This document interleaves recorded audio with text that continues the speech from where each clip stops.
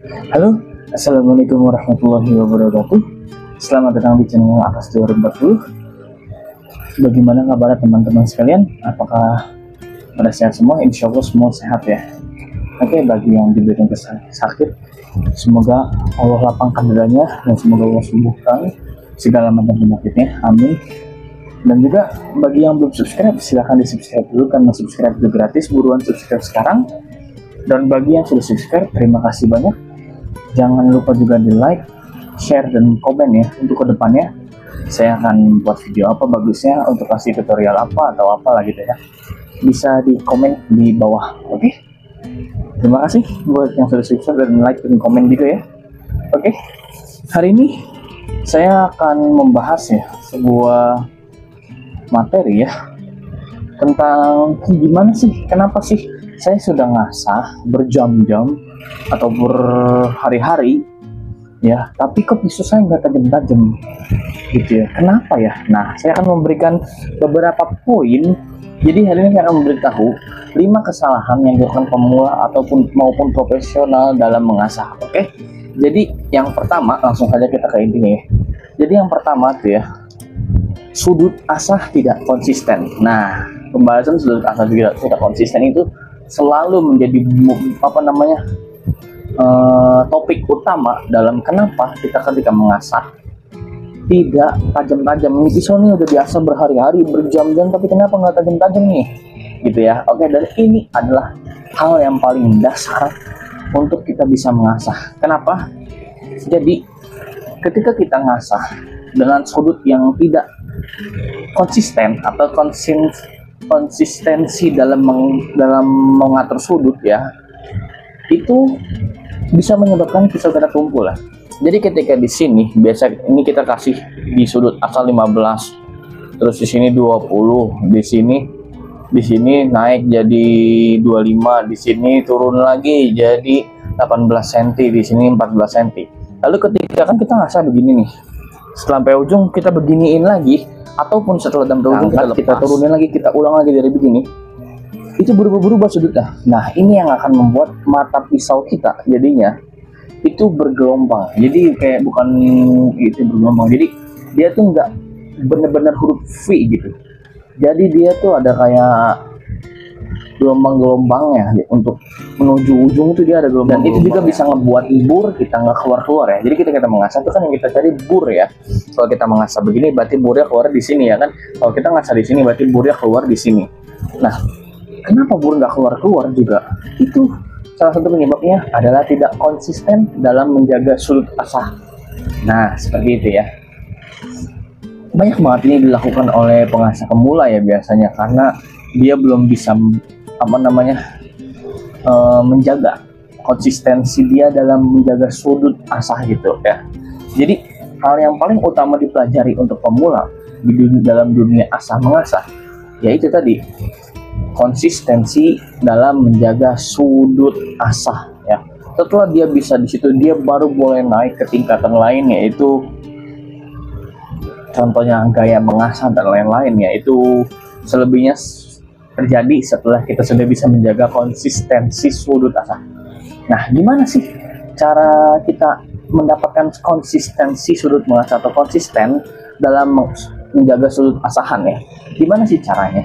Ya, kita harus sering-sering latihan dan buat ibu jari kita sebagai patokan. Kita harus nyari asah yang nyaman ya, tempat asah yang nyaman, batu asah yang nyaman dan lain-lain, dan juga ibu jari kita sebagai sudut ya. Karena kalau kita kira-kira itu susah ya. Kalau buat pemula kira-kira itu dia kayak nyari jarum dalam jerami ya. Susah dan mustahil untuk konsisten. Kenapa? Karena kita masih pemula. Yang profesional sekalipun ya kadang masih suka salah. Yang profesional sekalipun kadang suka salah ya.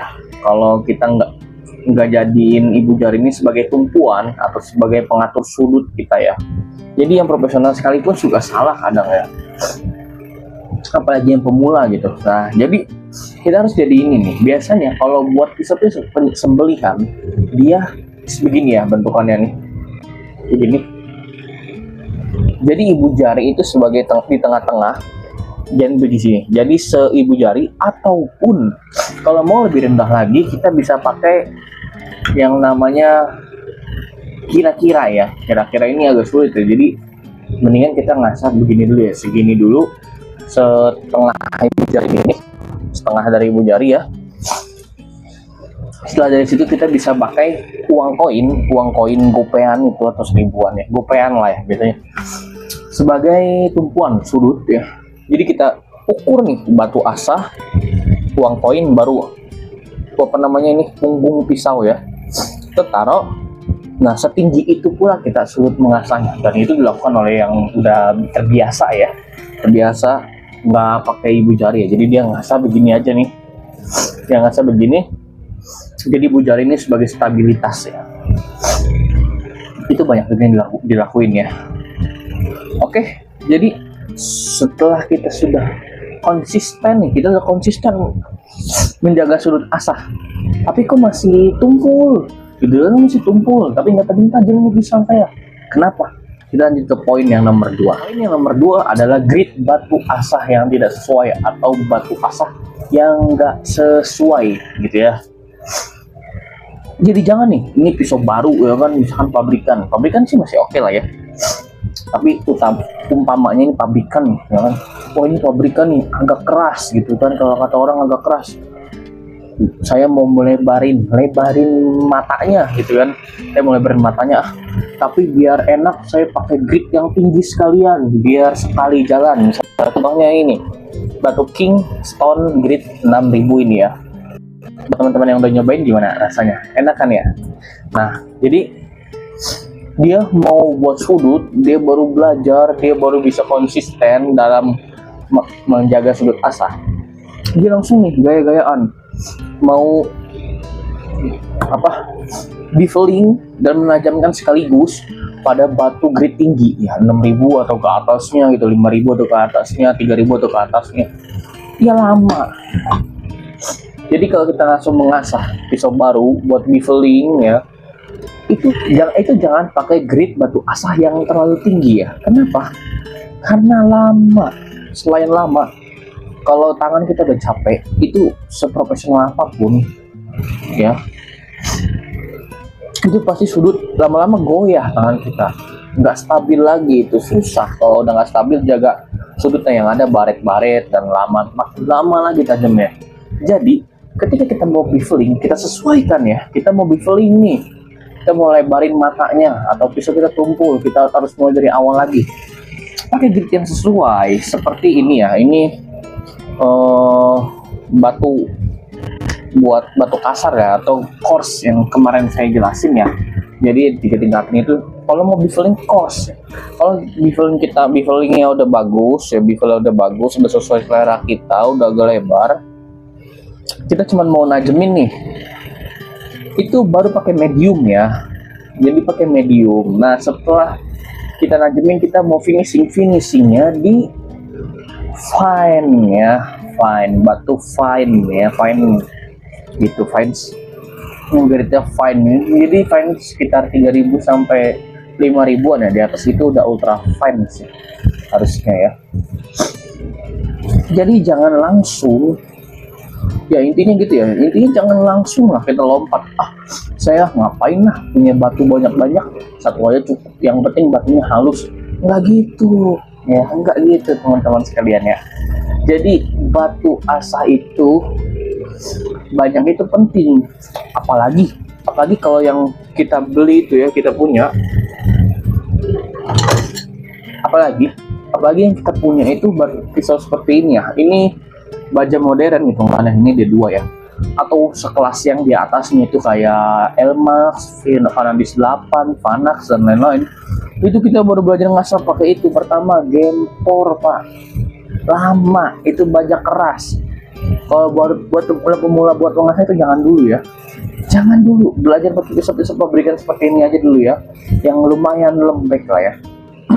Tapi pisau lokal. Setelah kita sudah biasa, baru kita cobain. Tapi jangan satu batu pak, nggak semua batu pisau itu cocok di satu batu ya, walaupun coarse ya. Kadang batu itu ada yang ini ya, apa namanya, nggak bisa ngegerus baja-baja besar ya, baja-baja keras ya. Seperti baja-baja modern ini, batu itu ada beberapa yang nggak bisa ya. Jadi saran saya kalau disesuaikan batunya ya. Kalau baja-baja modern ya pakai batu-batu yang sedikit mahal kayak batu-batu Jepang ya. Itu bagus lah. Tetap juga buat beveling ya. Dia ngegerusnya ajib ya.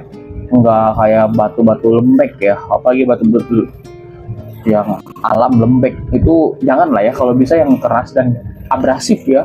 Kita cari abrasif ya kalau pakai batu-batu begini ya. Kalau kita pakai pisau-pisau begini ya, kita cari abrasifnya gitu, karena lama. Kalau nggak abrasif lama, atau bahkan nggak jadi. Kenapa? Karena yang kegerus itu batunya, bukan pisaunya. Jadi kita sesuaikan tuh antara batu asah dengan pisaunya gitu ya. Dan kita tujuannya mau apa ngasah ini dengan batunya. Kalau tujuan kita buat beveling, kita pakai grit coarse ya, gritnya coarse ya gitu kan. Kalau misalkan wah ini lembek gitu kan, lembek nih pisaunya, jangan terlalu kasar lah, boleh, tapi yang penting masih di kisaran coarse gitu ya. Kalau udah profesional ya itu wah, udah urusan dia lah ya kan, karena dia udah profesional, suka dia lah. Oke, lanjut ke poin yang nomor 3. Yang ketiga adalah finishing yang tidak sempurna. Ini biasa dilakukan oleh pemula-pemula ya. Kenapa? Karena biasanya mereka nggak sabaran ya. Udahlah, yang penting udah kelar nih, ya kan, udah sesuai sama tutorial di YouTube nih ya kan, udah bolak-balik bura udah keluar, udah naikin aja. Nggak gitu ya, atau nggak udah tinggal pakai aja, udah tajam gitu kan. Nggak gitu ya. Jadi finishing juga harus ya. Entah finishing kita di batu, entah finishing kita di stropping, itu harus kita lakukan. Kenapa? Kalau kita nggak melakukan hal seperti itu, yang ada hasilnya jelek ya, nggak maksimal gitu ya. Kayak ini, seperti ini.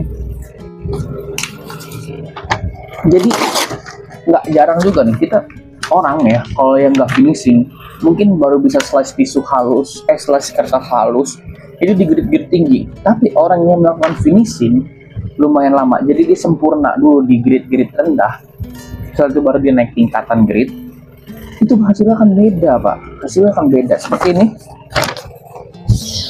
ya, dia akan beda ya hasilnya. Jadi ini itu di finishing di grid rendah ya, di grid rendah ini sekitar 2000 atau 1000 ini ya, saya lupa. Itu pakai batu alam ya, karena udah di beveling, tinggal ngajemin pakai batu alam grade 1000 atau 2000 gitu ini. Nah ini kasar sih, jelas kasar banget ini. Ini di sini finishingnya saya, karena ini cuman buat sambilan ya, takutnya ada akikah gitu, kita jamin aja ada akikah, tinggal pakai pisau ini aja kelar gitu kan. Ini di grade 1000 atau 1500 lah itu kayaknya, feeling saya ya. Kalau batu asalam dia nggak ada apa namanya patokan grid yang fix gitu ya. Finishing itu penting bang. Kalau kita ya coba deh compare lah ya kan, kita nggak di finishingnya pas di grid halus bentaran ya, nggak di stropping, nggak di honing ya, udah langsung pakai atau langsung tes. Coba bandingin sama orang yang ngasah di grid rendah 1000 lah atau 500, tapi lama dia di situ, di finishingnya lama, finishingnya nggak ditekan dan lain-lain di situ. Lalu di stropping yang lama, yang bersih sampai bur-burnya keluar, copot ya, bur-bur keluar atau copot ya, bur-bur keluar atau copot. Nah coba dah bandingin, hasilnya akan lebih bagus yang di finishing ya pak ya. Kenapa? Karena ya kalau yang nggak di finishing itu bur-burnya masih nyangkut pak, bur-burnya masih nyangkut. Nah yang menghalangi ketajaman itu bur-burnya ya, dan bisa-bisa ya kalau kita pakai buat motong itu baru sekali potong itu udah kelar, udah nggak tajam, padahal nggak kena tulang dan lain-lain. Itu bisa jadi kenapa? Karena yang tajam bur. Jadi ketika dipotong pakai buat motong, burnya copot. Nah mata aslinya itu nggak tajam gitu ya, karena nggak di finishing ya, kurang finishing gitu atau nggak maksimal, jadi nggak tajam pak. mata aslinya itu nggak tajam. Jadi ketika mau dipakai ya udah tumpul gitu, mau dipakai lagi tumpul. Nah seperti itu ya. Jadi tipsnya minimal kalau nggak finishing di batu, di stroping ya. Kalau nggak finishing di stroping, finishing di batu pak. Ya finishing di batu ya. Finishing di stroping itu penting ya, atau di batu itu ya. Yaitu untuk menghaluskan dan memaksimalkan hasil asahan di suatu grid atau batu tersebut ya. Jadi penting banget itu ya. Kalau bisa stroping ya, lamain dah. Stroping itu makin lama makin bagus ya. Stroping itu ya. Oke, lanjut ke poin yang keempat. Poin yang keempat itu pisaunya itu aus atau bengkok atau sumbing. Sumbing itu kayak cekung ya, ada sedikit cekungan gitu ya. Cekung, dia nggak flat, dia nggak rata kayak bisa pabrikan gini, atau cembung ya. Itu poin yang keempat ya. Dan itu sering banget terjadi di pisau-pisau lokal ya. Saya nggak menghina, nggak menghujat, karena saya juga suka ya sama pisau-pisau lokal tuh. Seninya, ketajamannya itu bagus banget ketimbang pisau-pisau pabrikan ya sebenarnya ya. Pisau-pisau yang stainless, saya nggak menghina, tapi banyak maker-maker kita yang lokal itu masih banyak banget maker-maker lokal itu yang curang ya. Jadi ini mata, ini bilahnya yang ditipisin tuh ujung sama di sini pak, sama di sini di bagian mata nih. Di badannya dia masih tebel ya.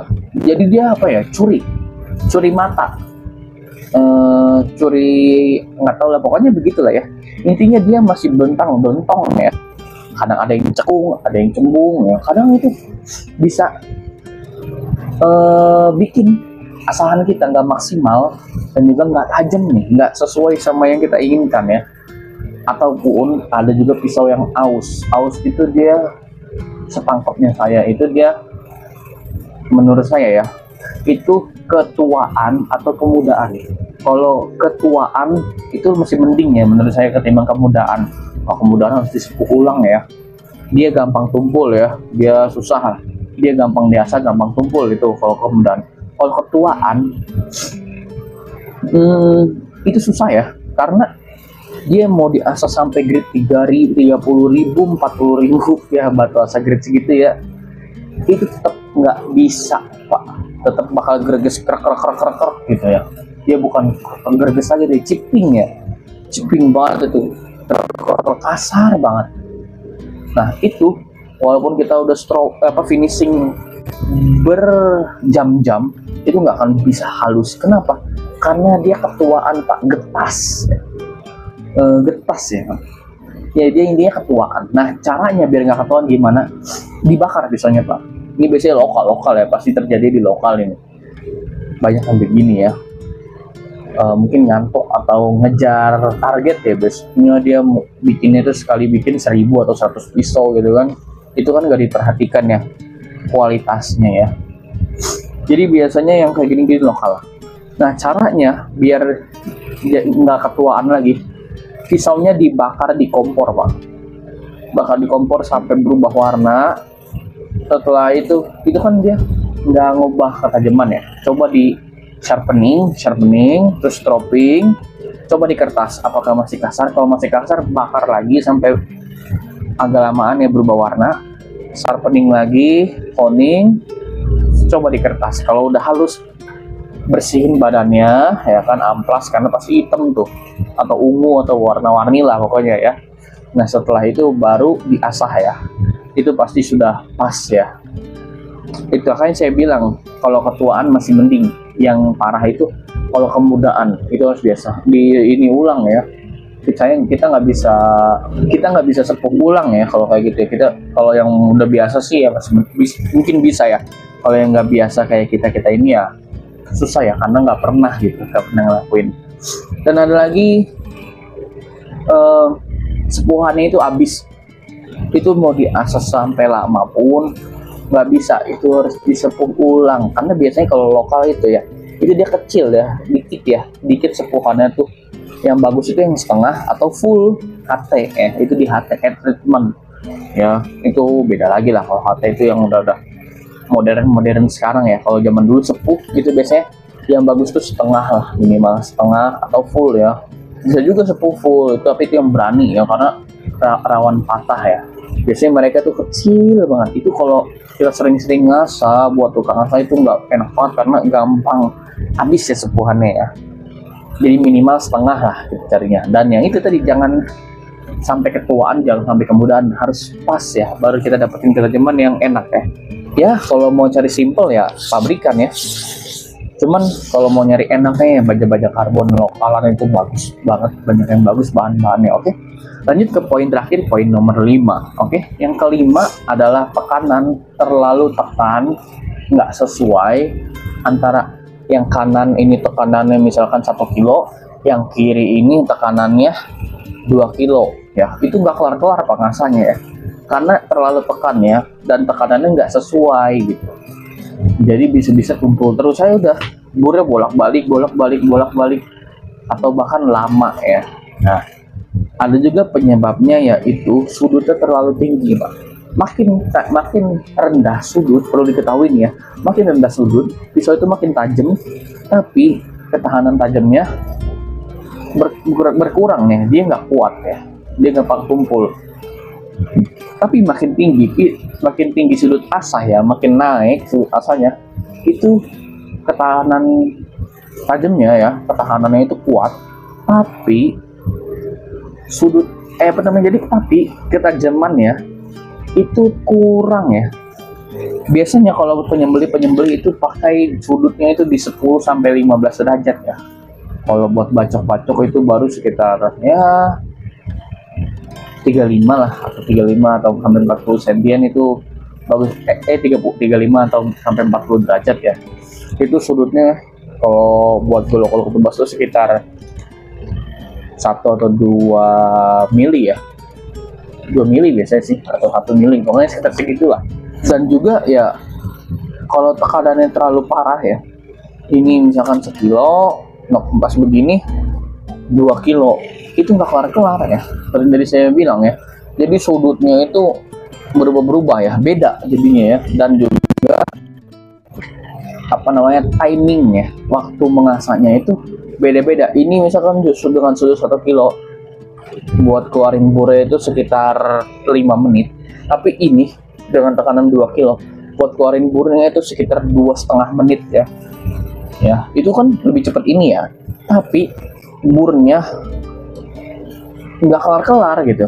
Burnya itu terlalu banyak ya jadinya ya, jadi ngerusak ya, itu ngerusak pisau ya, karena bisa jadi ini lebih lebar ya sudutnya ya ketimbang yang ini gitu ya. Itu kalau terlalu tekan ya. Kalau sudutnya terlalu tinggi seperti yang tadi saya bilang ya, kalau makin tinggi pisau ya makin jelek ketajamannya ya, kurang, nggak setajam flat atau enggak sudutnya rendah ya. Ya kalau mau simple ya kita beli alat asah profesional ya. Cuman itu ya esensinya ya kita ngasah begini-gini doang nih gitu, pakai amplas ya. Buat yang nggak suka amplas ya nggak bisa gitu, paling beli batu yang kecil ya. Ada batu asa tuh, batu asa alam dikecil-kecil tuh, itu tujuannya emang buat ditempel di alat asah profesional itu ya. Cuman agak lama ntar jadinya ya, cuman enak dia, cuman set gitu doang nih, gini doang dia pakainya set. Ada itu alat asah profesional, kalau mau beli ya silahkan, cuman nggak ada rasa ngasahnya itu ya. Kita jadinya nggak bisa ngasah pakai alat ini ya, tangan lokalan ya, jadi nggak bisa ngasah manual lagi antar ya kalau kelamaan atau kita belajar di profesional itu ya. Jadi intinya jangan terburu-buru kita nyalahin batu asah ya. Misalkan wah ini saya udah beli 3 juta, ini batu asah saya beli 1 juta, ini satu batu asah saya beli 2 juta nih sultan nih, tapi kok bisa saya di sini nggak tajam-tajam biasanya gitu kan. Saya di sini nggak tajam-tajam nih, kenapa ini? Wah, apakah seller nipu ataukah batu asanya emang nggak bagus, cuman FOMO atau tenar doang gitu kan. Jangan terburu-buru nyalahin batunya ya, salahin.